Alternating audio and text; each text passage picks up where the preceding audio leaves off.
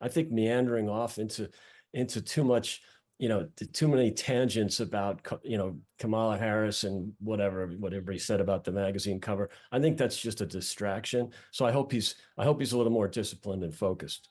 After a few technical difficulties last night, Donald Trump and Elon Musk finally sat down for a live streamed chat on X. Let's bring you just one or two of the highlights. Hello, everyone. My apologies for the late start. We unfortunately had a massive distributed denial of service attack against our servers. There's a lot of opposition to people just hearing what President Trump has to say.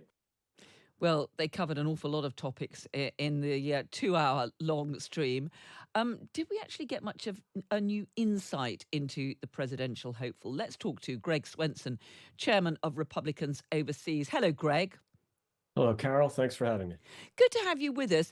Let me just pick up on the conversation we were having a moment ago. One of the things that President Putin said is that he had warned one of the things that Donald Trump said is that he had warned President Putin not to invade Ukraine. But he also talked about his admiration for the Russian president. Do you think it's wise to say that in the middle of a presidential campaign? I don't think it's going to hurt him. He said things like that before, Carol, and you have to always look at the context. He's not praising them as good people, and he even said that last night. He said something to the effect of, I'm not saying whether they're good or bad, but he's just saying that they're powerful and that they're dangerous. So I don't think there's any risk in that. I mean, in the past, when he's made comments about those three people, he's done it in the same context, and then the media tends to get all excited like he's praising them. No, that's not the context. I think that's pretty clear. And he seemed a little bit confused about how he should be attacking his Democratic rival, Kamala Harris. At one stage, he said she looked beautiful on the cover of a magazine. At another stage, he described her as extremely left wing and a threat to the country. Do you think Yeah. he got the message right on his main rival? I think he did, but it was a much longer conversation. It wasn't a real opportunity. What I would have preferred is if he came out with, three bullet points. Here's what Vice President Harris has done on the border.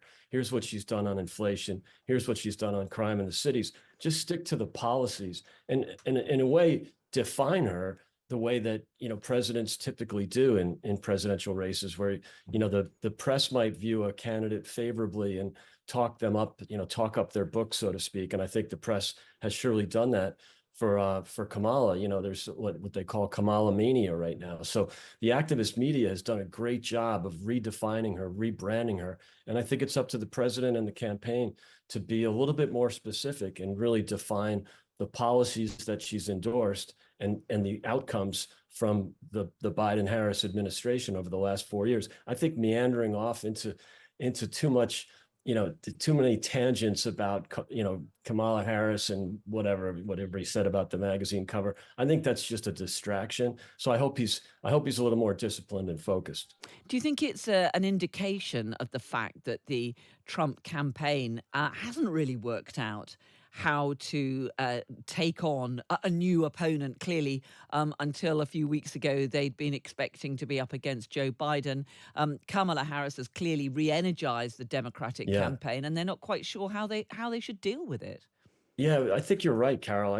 It looks like they were somewhat surprised, and perhaps maybe they believed President Biden when he consistently said that he was staying in the race, and his campaign that consistently said that, and other Democrats and others in the media. So I think it was probably a mistake in retrospect to not be better prepared. But I think the campaign has done a good job in defining her. But I think the president, or President Trump, should do a better job. So, I think, but there's no doubt she's got major momentum. What I find interesting too, Carol's, she's elevated her numbers, or the Democrats' numbers, from in terms of enthusiasm. Biden was polling at 37 in enthusiasm. In other words, they asked Biden voters, are you enthused about it? Are you voting for him because it's him or because it's not Trump?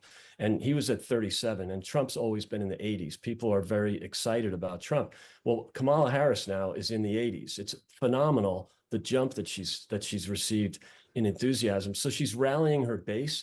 She's surely rallying the Democrat Party that probably would have voted for her anyway. But I think it increases turnout, so you'll get more votes. There's no doubt about that. And B, I think she's missing any appeal to the swing voters, to the centrists, to the moderates, or the undecideds. So that's, I think, a risk that she's taking. What about this chat on Twitter with Elon Musk? As we heard there were a whole series of technical glitches. There was just Yeah. audio. There were no visuals. It was, I mean, it was 2 hours long. It was quite rambling. Is that really the right way for your candidate to put his message across? Well, I think there's numerous ways for him to do that. So I'm, good for him that he took advantage of it and he said yes. And I think you saw that at the Black Correspondents function in Chicago 2 weeks ago. He's willing to talk to anybody, whether it's a hostile audience or a friendly audience. And so in this case, good for him for embracing sort of a new channel, a new method, a new technology. There was a glitch. The same thing happened with the Ron DeSantis launch last year. So, maybe he's got to get the kinks out, but, there was overwhelming response to it. And then the follow-up after the event completed, had, just hundreds of millions of messages and retweets and replays. So I think ultimately it was a good move. Trump was banned from Twitter, X as Yeah. we should now call it, back in January 2021 after the riots at the US Capitol. He's now back on it, clearly invited back on by his mate Elon Musk. I Yeah. mean, what did you make of this chat between the two? I mean, do you think that Elon Musk is actually perhaps quite influential on Donald Trump? Could he have a job in a future Trump administration if there is one? I don't know about that, because you just don't make as much money in government as Elon Musk makes in a day.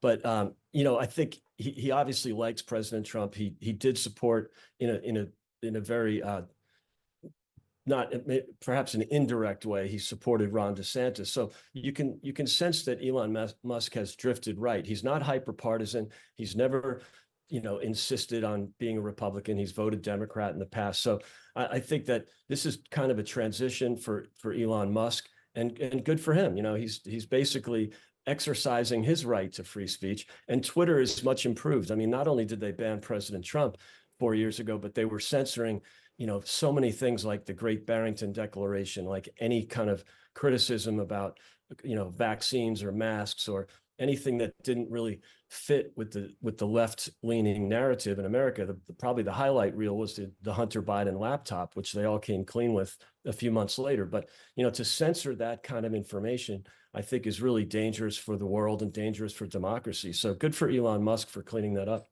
Greg Swenson, chairman of Republicans Overseas. Really good to speak Thanks, to you. Carol. Thanks a lot. Great to be here. Thanks again.